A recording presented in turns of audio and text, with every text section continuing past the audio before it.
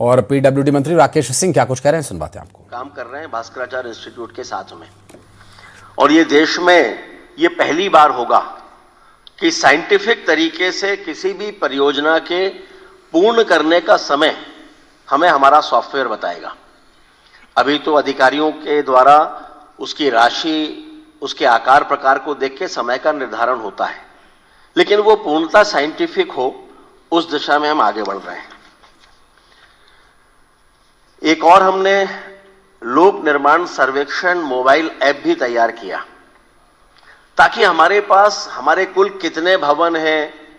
कितने पुल हैं और कितनी सड़कें हैं, इन सबकी साइंटिफिक गणना हो सके और उसके आधार पर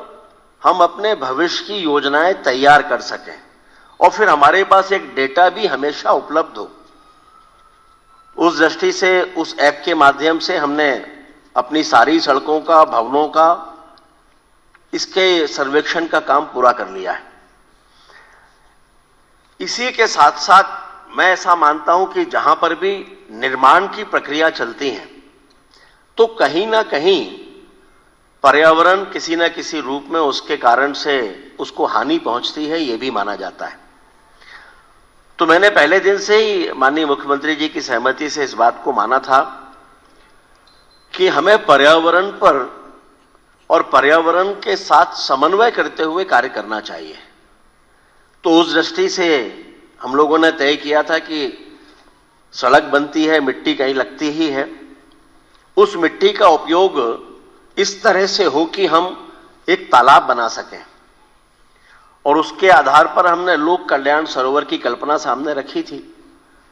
और प्रारंभिक रूप से लगभग 506 लोक कल्याण सरोवर हमारे इस वर्ष तैयार हुए हैं। और हर ऐसे सरोवर पर लोक कल्याण सरोवर का बोर्ड लगाना आवश्यक होगा, उसमें उसकी लंबाई